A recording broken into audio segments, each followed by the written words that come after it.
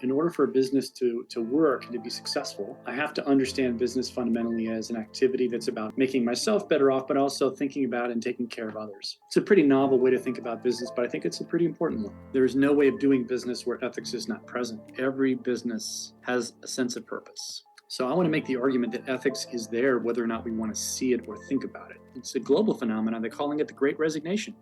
People don't feel like going to work is actually of value to them. To me, that's the challenge of purpose, is not this extra thing that I need to bring in, but how do we think about what we're doing and how do we create an environment in the organization that makes people want to show up and give their best?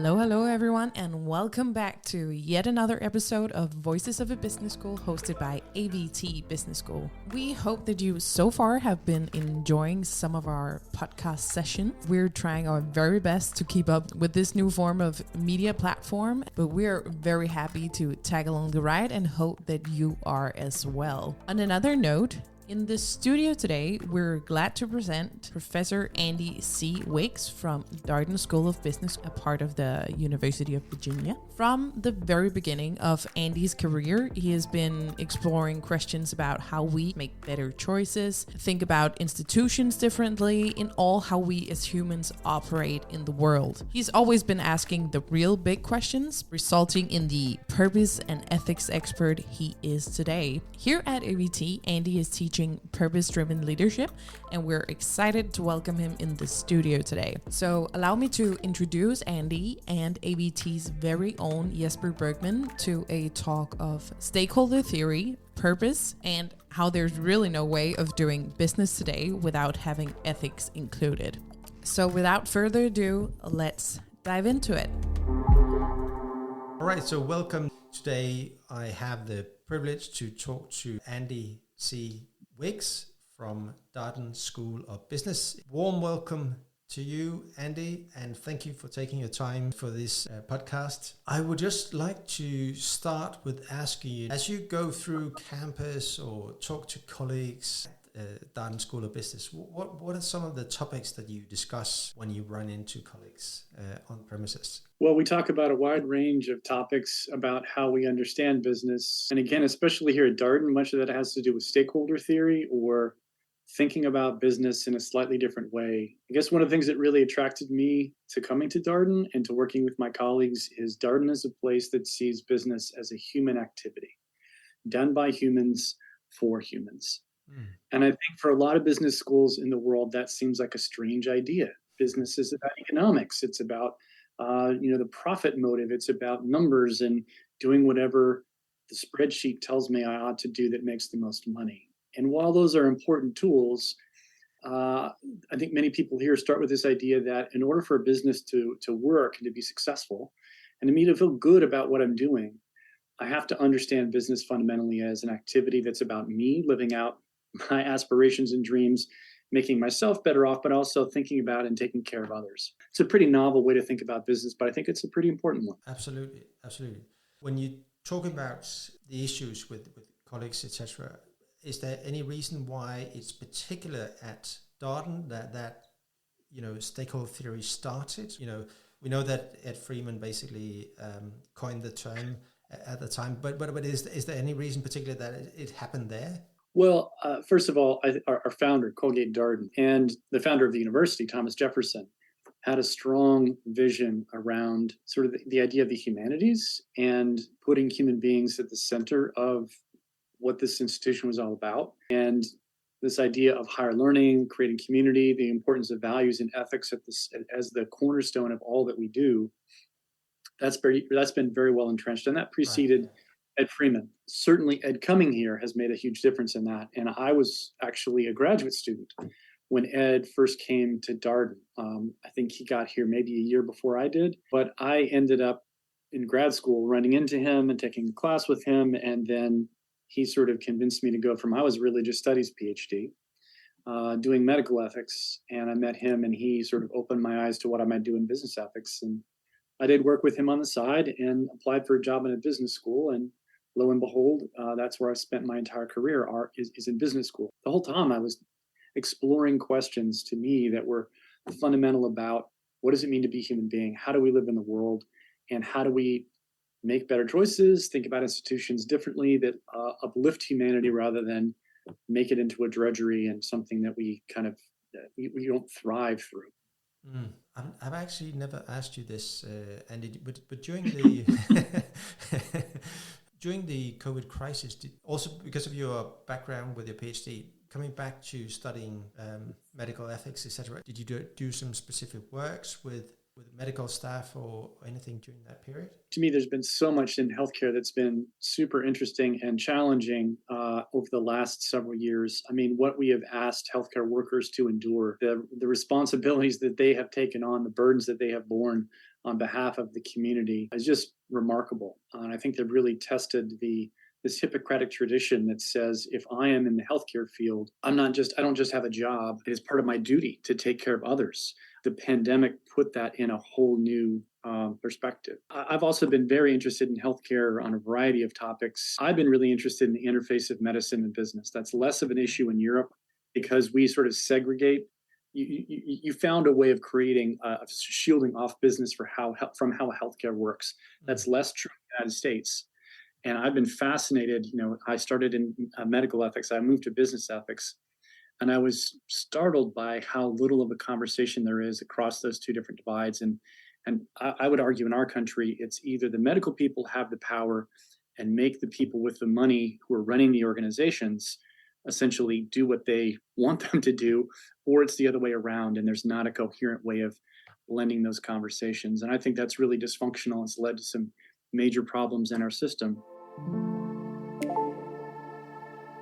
And just talk to us a bit about your background, how you ended up at the university. I have to tell you, it was very indirect. I had two brothers, one older, one younger, and I think they came out of the womb knowing what they were going to do with their lives and their careers. And lo and behold, they have both done that. I was somebody who did not know that when I was a kid, and I kind of had to find my way in part by figuring out what was not a path for me. I was lucky to have some very helpful mentors along the way. And I was taking a reading class with the chair of the religious studies department, reading a guy named John Rawls. And it was through the work that we did that my mentor, the guy I was working with, had actually studied with the guy who wrote the book, a guy named John Rawls. And it was incredibly impactful. And I wrote my undergraduate thesis with him. And he was the first person who really saw in me, hey, I think you should go to grad school. I think you could be a professor. I think you'd be great at it. I thought, there's no way. But I listened to him and I went to grad school and I stuck with it. And along the way, found that this was something that I was deeply passionate about. And I've been a professor now for 30 years. And I am so grateful for that mentorship. And I have no doubt I made the right choice. It just wasn't obvious to me at the time. Yeah. So for those of you who do not know, Andy Wicks, he's a professor of business administration today, but he also takes care of the doctoral program where he's a director at Darden School of Business. So very much a mentor, role model for a lot of young people. And Andy also helped us out here at AVT Business School in the field of purpose-driven leadership. So where we combine also ethics in that. Before you went into to also focus very much on purpose, I guess ethics is the starting point. I went to grad school to study ethics, and I wanted to. I said I was somebody who wanted to ask big questions, but I wanted to ask them with my feet on the ground. All right. So I was less interested in figuring out how many angels dance on the head of a pin. I wanted to really understand choices and ways of thinking about life that impact how we live every day. It's really me trying to understand how life works and appreciating some of the challenges of what it means to be a professional, either in business or in medicine. And I guess in terms of ethics in business, how do you see that development over time? As you mentioned, you've been teaching for around 30 years. So the interest, the ethics in business has really come to executive suite. You're the expert, so how do you see that development over the 30 years you've taught? Here's what I'd say about it. To me, business is an activity, just like all other aspects of life, where ethics is necessarily always embedded. there's no way of doing business where ethics is not present, because we have particular ways in which we interact with others. We have certain rules that we either expect people to follow or want them to follow. We have ways in which we try to create better consequences for ourselves and for others. We try to use the resources at our disposal to make people better off and to try to minimize the harms. We are embedded in relationships where we are either creating more value and building up the strength of those relationships or eroding and destroying them. And finally, we're taking actions that define who we are. Am I a trustworthy person? Am I somebody who's brave? Am I somebody who's a coward? Those are things that are going on all the time, whether or not we're paying attention to them. So I want to make the argument that ethics is there, whether or not we want to see it or think about it. And I want to say our view about how we think about ethics in business has really shifted in terms of my underlying view about why does a business exist and how should I value different stakeholders. That's maybe the one that's the most striking.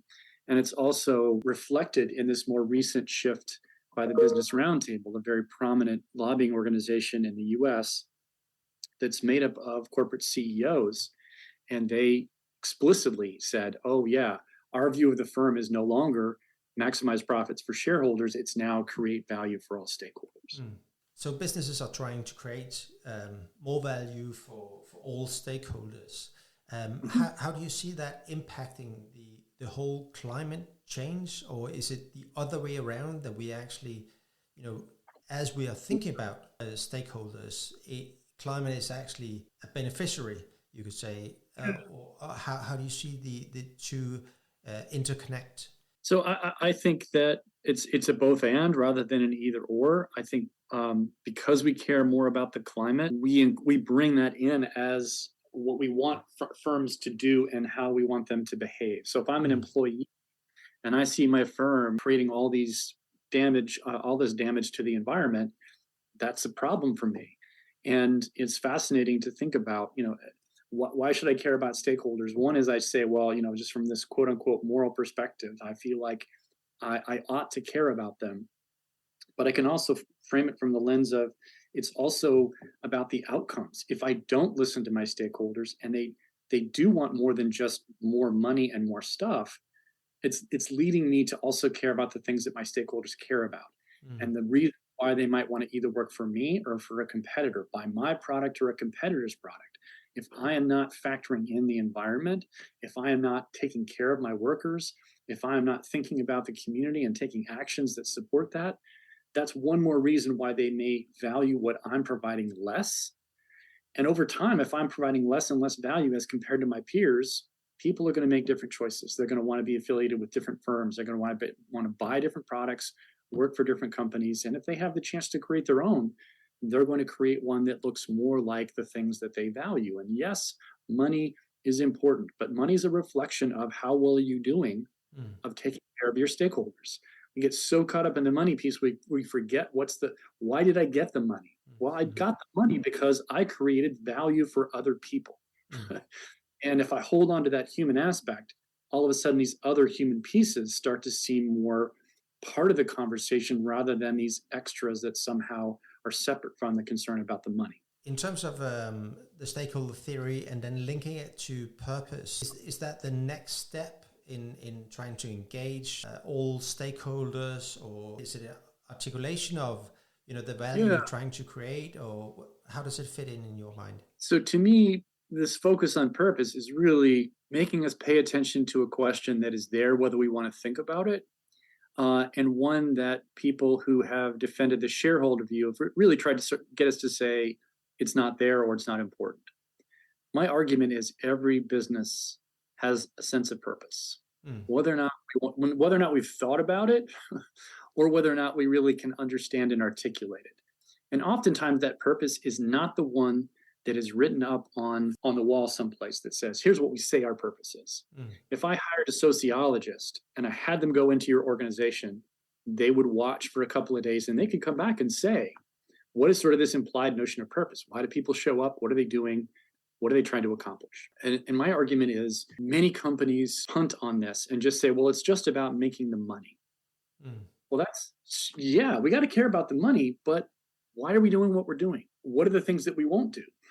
How do we collaborate? To me, a notion of if we are more intentional and more conscious about our notions of purpose, we can create and say things that allow people to get more inspired. So if I asked you, Jesper, I would like you to do something for me tomorrow, and it will help make a stranger you're never going to meet a couple of extra pennies. Please work extra hard. How is that in terms of getting you excited about doing this thing for me? Not too It, good. it does nothing. It does nothing for me. But if I said, Jesper, tomorrow I want you to do this thing for me, and if you do it, you will help put a man on the moon. Jesper, if you do this thing for me, you will help fight world hunger. If you do this thing, you will work to improve the lives of other people, right? That's a very human thing that I can get motivated and excited about. And this is not just in theory. We see really fascinating examples of this if you follow Southwest Airlines. They are a relatively low-cost provider. They are not paying big bonuses for people on the front lines. And yet every day, there are people who are committed to creating the most outstanding customer experiences for their customers. And they live that and they do that every single day. What is Southwest Airlines doing that allows people on the front lines to have that level of commitment and to live it out every day?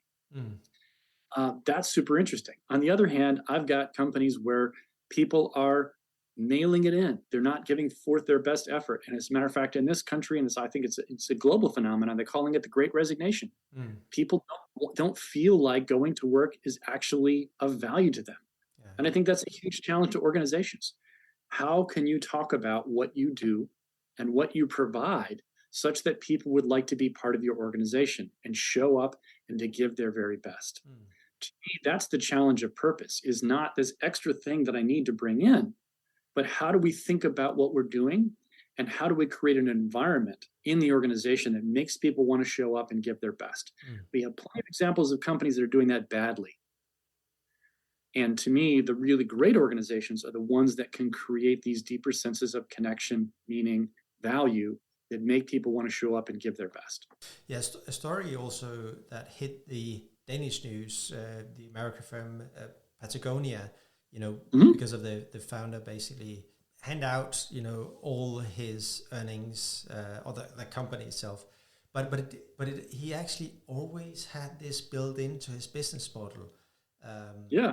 I mean, it's consistently been a company that has had a strong notion of purpose. And I want to distinguish between what in America they call a B Corp and a regular for-profit business. I think some companies want to emphasize purpose so much that they almost put caring about financial returns kind of in the back seat, and they sort of don't want to lose money, but they're really focused on purpose. Patagonia, to me, has occupied kind of a space in between. I think they're an incredibly interesting company. And again, they've been very clear about wanting to preserve the outdoors, wanting to create sustainability. I mean, what kind of company says, look, we're only going to offer you 4 choices in sweatpants because you don't need more than 4 choices. And they're doing that specifically because they want to limit consumerism. They don't want to encourage the kinds of things that have driven people to overconsume. And I find that an absolutely fascinating way of thinking about your business. But they've been incredibly successful with a very significant part of the population. At the same time, because they've taken such a strong stand, I know there's plenty of people that would prefer not to buy from Patagonia because they don't share the values of the organization. And that's one of the things that can be challenging when you take a position, and again, not a political position, but a position in the marketplace. It allows you to be very closely connected with your customers, with your employees, with other stakeholders, but it may also make other people less inclined to want to collaborate with you. And just as another related example, I mean, think about a company like Legos. They've done something incredibly interesting. They have created a context where they can ask their customers to come in and collaborate with them to help them create the next generation of products. That's interesting. Why would a customer essentially step in and become effectively an employee, help that company create new value, and doing it just because they love the brand? That's super cool. And I think this is sort of the frontier for organizations now, is how do I invite forms of collaboration people willingly choosing to be part of our process of creating new value in ways that are different and that don't fit traditional rules. And the more I can get stakeholders to show up and to give me support for things that create new value for other stakeholders, I have just created a richer and more powerful organization as compared to my peers. That's the kind of thing that purpose gets into. If we think about that in an interesting way, man, it's incredible what we can accomplish. And if you haven't thought about purpose in a way that's clearly connected to the value that you create, you have work to do in thinking about your purpose. And to me, it's really that intersection between your aspiration, your way in which what we do is changing the world for the better, and the value that we create. That's the sweet spot for thinking about purpose. So I would say be clear about that, and then find ways to engage with different stakeholders to say, how can the piece of what I do connects to that? If they're having trouble seeing that connection, chances are you have work to be done. But if you've designed that purpose well and you understand the value that you create within your organization, chances are you have ways of connecting the dots between the piece that we do of that and the larger good that the organization does. Great. At the end, I know that Ed Freeman also gave a TED talk about that this is the time for businesses to create a new story, taking on the stakeholder theory and applying it really. I really believe that we can be the generation that makes business better. To do that, we need a revolution. Now, it's not a revolution like we talked about in the 60s and those days. It's a revolution about ideas. It's a conceptual revolution. We need a new story about business. This new story says, first of all, business is about purpose. Get the purpose right, profits follow. We need to change the story of business and change what we expect and what we do. Putting ethics and values at the center, at least on the level with money and profits. How do you see that happening? You feel like businesses are doing that? Are they trying to rewrite the story about business that they don't have any ethics? How is your view on that? I mean, I've long challenged the idea of the amoral business. And again, to me, if you're in business, you're doing ethics all the time. It's not a question of doing ethics or not. It's, are you doing ethics well, or are you doing ethics badly? So you're doing ethics. And I've always been frustrated by this idea that if I'm caring about the money, that's the opposite of caring about the ethics. I think caring about the money is a surrogate for caring about my stakeholders, because if my business is not making money, I'm not living up to the obligation, the responsibility I have towards the people who gave me money in the first place. I need to take care of my shareholders. If I'm not making money, I can't continue to provide great products at a reasonable price for my customers. My customers are not going to be happy with me if I'm jacking up the price, I don't have my product, or I'm making shabby products. I can't take care of my employees, who I have a moral responsibility to take care of, if I don't have enough money to be able to pay them a good wage and to create reasonable working conditions that they enjoy and feel like allow them to live out their potential. So as I go through all these different stakeholders, the money piece is not just this amoral thing. It is actually an integral piece of doing ethics well. For some reason, we've told ourselves this story that business is about, and Ed uses this phrase, other people have as well, greedy little SOBs who want to just sort of do each other in. And I don't think that's an accurate picture of most business people. Most business people want to do well, and caring about money is absolutely appropriate. You should care about the money, just like all the other stakeholders care about their returns. But that's not incompatible with also caring about others. If we drop this idea that if I'm in business, there's only one thing that I can care about, and start to realize I can care about multiple things at the same time, all of a sudden I can say, yes, I'd love to take care of my customers while also doing well financially. And those two things can coexist. Seeing that more complex logic and seeing business people as more than one-dimensional creatures allows us a richer way of understanding business, and it allows us to feel like we're more decent human beings in our private lives. Jesper, with your partner, do you always do what your partner wants to do? No. Not always. And sometimes you think about yourself. Sometimes you think about your partner. Right? What happens in our private life when our friends stop creating a lot of value for us? We change friends. We stop spending time with that friend. Does that make us only rational, calculating, self-interested SOBs? I don't think so. We can still care about people and be committed to a relationship, but not unconditionally. The same thing is true in business. For some reason, when we get in the context of business, we want to turn it into this two-dimensional world that's just not very helpful. Well, it's been a great pleasure, Andy. Thank you very much for joining us, and hopefully on this final learning point, you are helping us doing even better in the future. Great. Jesper, thank you so much for including me. Thank you.